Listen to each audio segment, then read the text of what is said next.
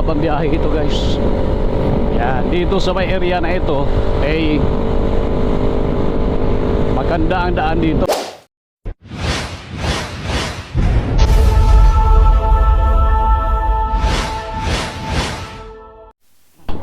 Alright, so mula rito dito sa ano guys, no, yan Teros Gym dyan sa may bandang unahan dito kami magpangita, kaya ito na yung time para didiretso na, no, ang tropa papuntang Pamplona. Maganda ang panahon ngayon, kaya didiretso na po tayo at may pakita ko ano yung mga magagandang tanawin doon. Okay, so dito yung ating isang big bike na kasama. There we go.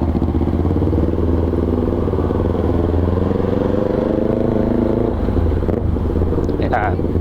So dito tayo, ang jump off point natin ang City of Ice. Ayan, kung mapapansin ninyo, medyo tahimik ngayon dito gawa ng araw na linggo guys, at brown out pa. Ayan, medyo magkatao lang dito mamaya-maya pagkatapos ng misa, kasi Sunday ngayon merong 8 to 9 mass.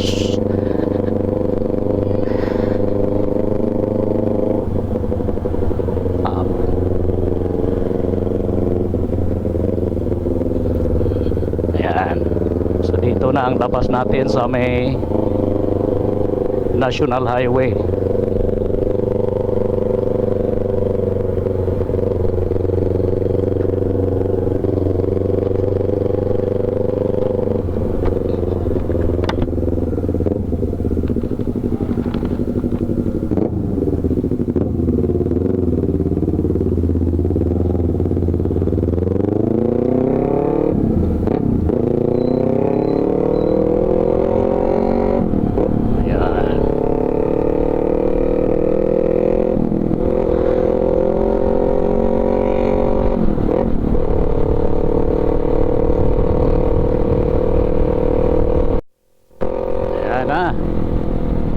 So napakaganda ang panahon ngayon, no, mga kagala. Ayan, mag-iba na una na. Tayo kasi ang pinakanahuling dumating doon sa area. Kaya yan na, hinintay nila tayo saglit kasi meron tayong message sa kanila na paparating na tayo. Kaya hinintay muna nila tayo. Anyways, di naman masyadong malayo, no? Last ride natin ay umabot tayo na hanggang Sipalay. Mula rito sa City of Ice, nagpampluna tayo, Bayawan, hanggang Pasay, Hinubaan, Sipalay, ikot doon sa may Kabangkalan, no? Magbinay, then back to Baes. Kaya tinabot tayo ng gabi noon. Talagang mahaba-haba ang price. Then sinundan ng Ayungon, tama.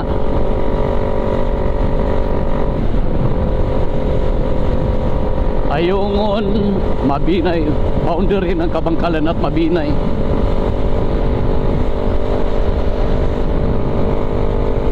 Yan, Mabinay at saka Dawis, Bayawan.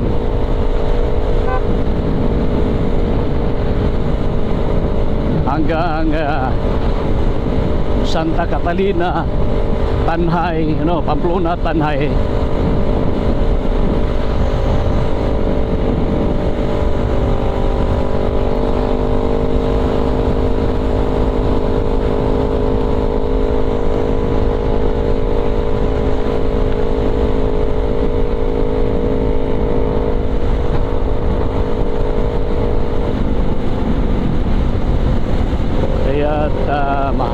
Mahaba-habang biyahe ito guys. Yan, dito sa may area na ito ay maganda ang daan dito. Sana naman ay hindi ito mapasama sa ibang part ng Pilipinas na kahit maganda pa yung daan. Yun yung claim ng iba, ano? Yun yung napapansin ng ating mga kababayan. Maganda na yung kalsada, sisirain pa upang planong pagandahin. Kaya hindi maiwasan na kung yung mga ganung mga pangyayari, pagdudahan ng taong bayan, abay, ano kaya mayroong milagro dito, pagkagandagdan sinisira. Kasi mayroong ibang mga porsyon at sasabihin ng DPWH na wala na umabot na sa lifespan niya, kailangan ng sirain at palitan ng bago. Nakaw! Hindi naman natin alam, hindi naman may pagkakailangan ngayong panahon na yon. Ngayon, basta na sa korupsyon ang departamento ng DPWH. Iniimbestigahan, no? Hindi natin sinasabing mga korap yang lahat ng mga yan, pero iniimbestigahan sila ngayon, no? At ang iba pa, ay nako pa, yan, ito, kahit tuloy sila, wala problema. Ang importante maganda, no? Samantalang yung ibang mga lugar,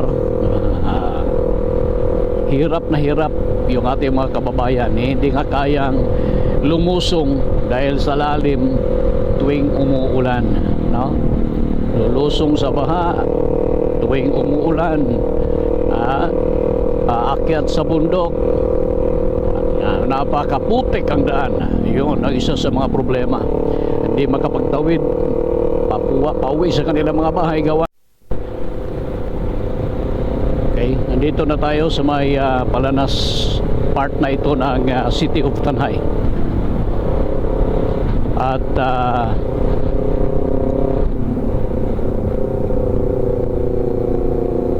meron tayong madadaanan na kampo dito ng army, no? Ang 703rd, ang 703rd dito, yung 302nd Brigade dati dito yun, ewan ko lang ngayon, pero ito ang 703rd. Ayan, hanggang ngayon nga pala andyan pa rin ang 302nd, no? Ayan, ang ganda mo, partner. Bigla ba namang di ba? Minsan kasi nakikita nila na mabagal lang naman yung takbo natin. Chill lang tayo mga kadgala, ano? Maganda ang panahon at maliwalas, sumabay ang panahon sa lakad natin ngayon. Kasi nung yung rides natin nung nakaraan, yung sinundan nito pagbalik natin mula ayan hanggang ano pala, Ayungon, no? Ayungon pa lang hanggang Dawis na, Bayawan, Santa Catalina, basa tayo umuwi. Basa tayong umuwi, no? Dahil inulan ba naman tayo ng todo noon, malakas. Kaya't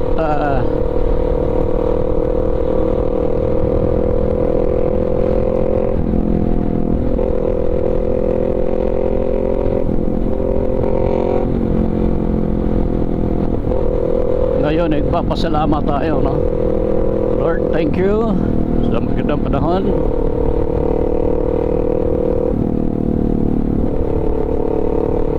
Ngayong araw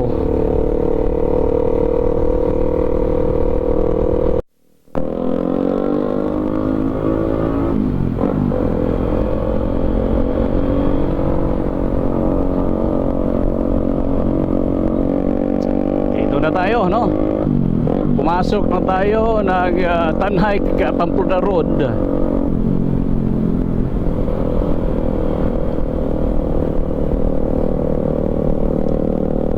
Yan, gaganda ng mga t-shirt dito mga to.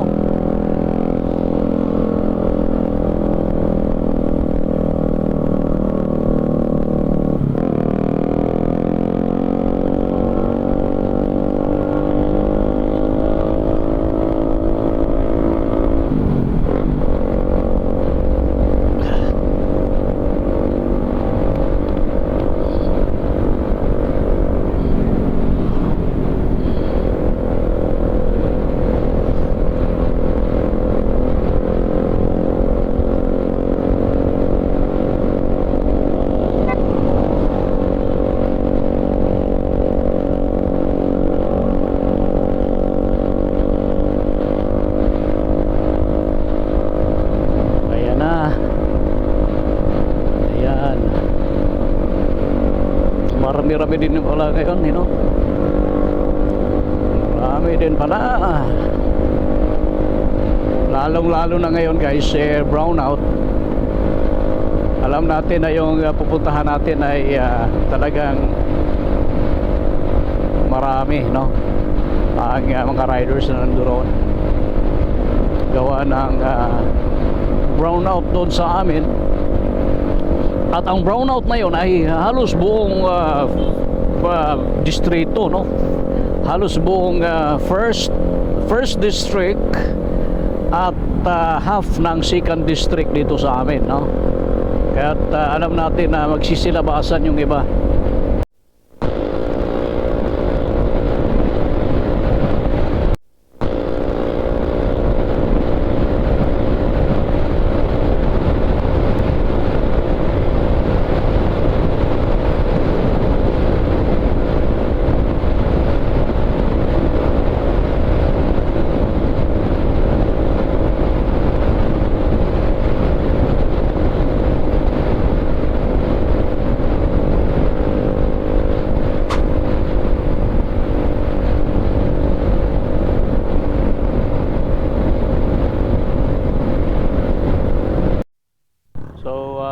Ito na, no? Nagsidatingan na guys yung iba, no? Buti na lang nauna tayo kasi dito tayo nag breakfast. So alright, yes, at last, no, dumating na tayo dito guys sa may La Nivia Restaurant. Dito tayo nag breakfast. So since Sunday ngayon, marami nga pupunta rito gawa ng yung mga biktima ng calamity, kung ano-ano pa, lalong-lalo na yung lindol na nangyayari doon sa may Northern Cebu. Meron tayo dito para kung sino man yung magdo-donate, magbibigay ng bukal sa kanilang mga puso, maaaring magbigay dito guys, no? So ito tayo, magbibigay tayo ng kaunti. So One by One Zero Limits Riders Association. So Bangon Norte, breakfast ride past the hut. Yan, ito na nga yun, no? Kaya tayo na parito para dito guys. Okay, so meron silang donation box dito para kung sino man yung magbibigay.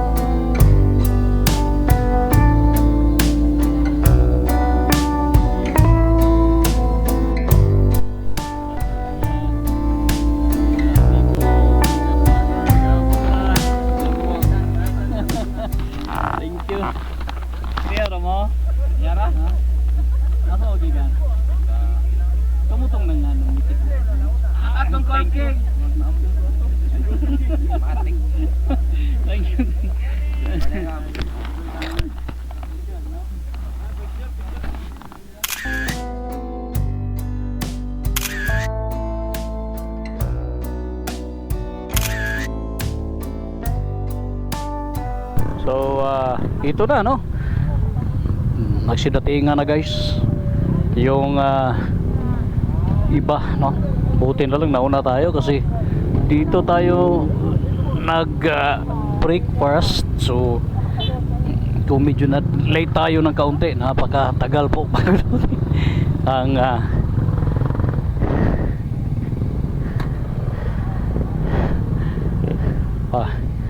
tagalan po tayo bago tayo makakain, kaya buti na. So iba na yung kanya-kanyang diskarte na ito hanggang kasi yung iba uuwi, yung tayo ay meron pa tayong pupuntahan na spot ko saglit.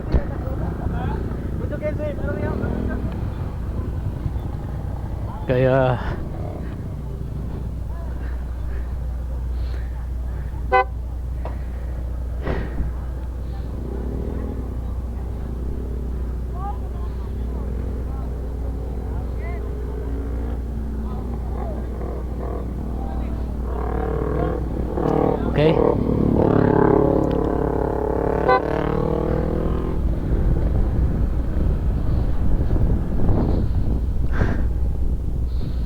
ito na. So alis na tayo. Didiretso tayo kasi merong mga tourist spots doon. Kaya dito tayo mag-explore muna ngayong mga oras na ito guys. Gawa ng hindi muna tayo didiretso kasi yung iba ang balak didiretso ng Valencia, no? So ang daan ay Santa Catalina papuntang Shaton hanggang Dumaguete to Valencia, no? Ngunit tayo ay dito muna dahil meron pa tayong mga i-explore dito na tourist spot pupuntahan natin. Okay, so ito na nga, ayan.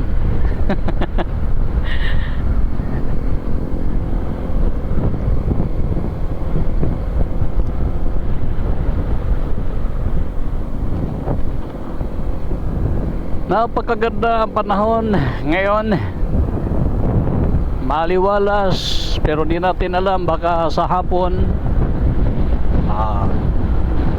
di natin alam, no?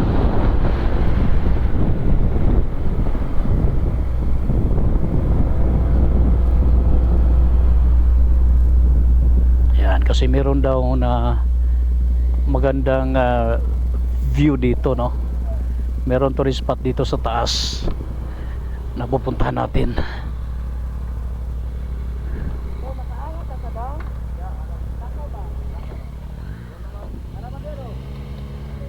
Okay. Lain na.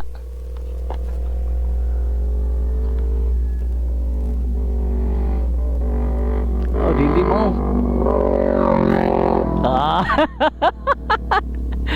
Oh, di ba?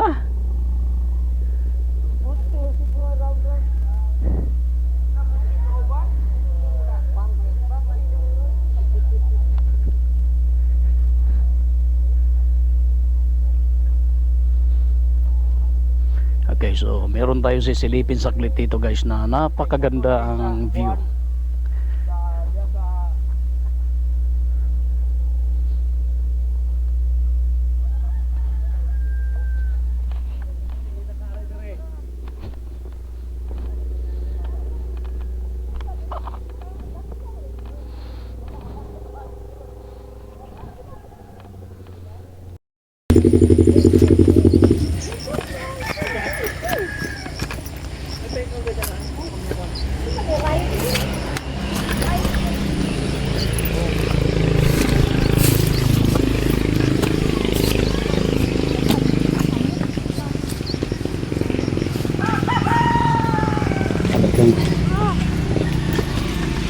Hindi naman masyadong malayo sa kalsada, ngunit matarik lang.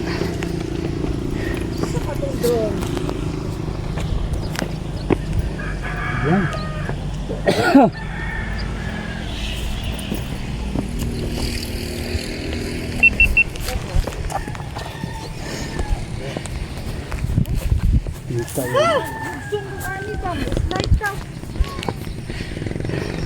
Yan, napakaganda dito mga kagalay, no? Puntahan pa natin dun sa may bandang baba kung sulit na sulit pag dito ang bahay mo.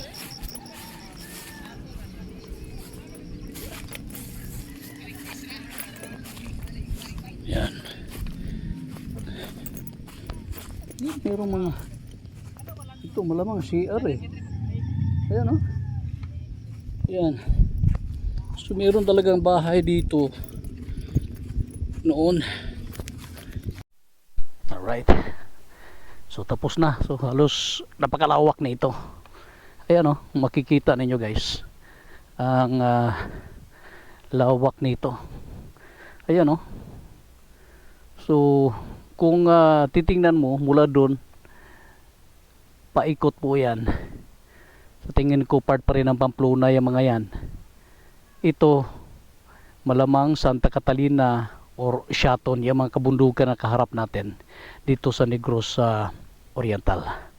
So tapos na tayong nag-picture dito, tapos na tayong nag-video.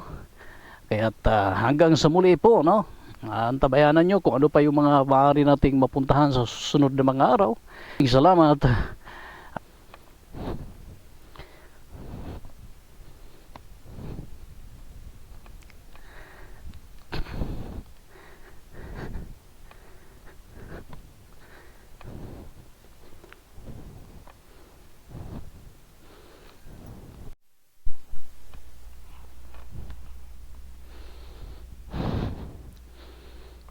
Mukhang mayroong bahay dito, no? Ayan. Makikita natin na mayroong structure. Ayan, kung makikita ninyo, ito. Ayan. Talagang mayroong nakatayo dito noon. Malamang, no? Ayan. Napakasulit. Sulit na sulit dito. Ayan.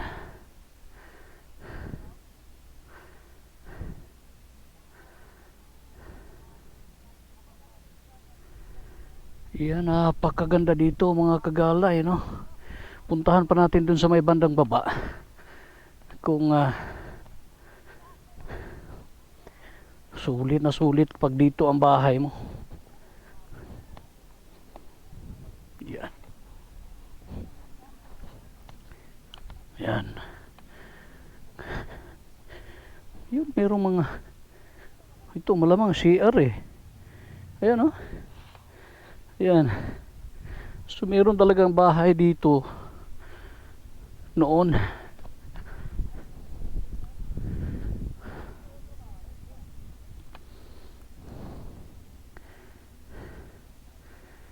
O, diba? Ayun na yung mga kasamahan natin.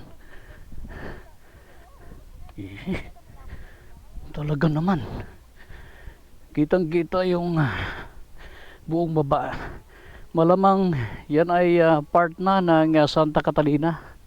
Santa Catalina or Siaton kung hindi ako nagkakamali, kasi magkadikit itong lugar na ito ng Santa Catalina, no? Municipality of Santa, and of course ang Pamplona, no? At saka Siaton.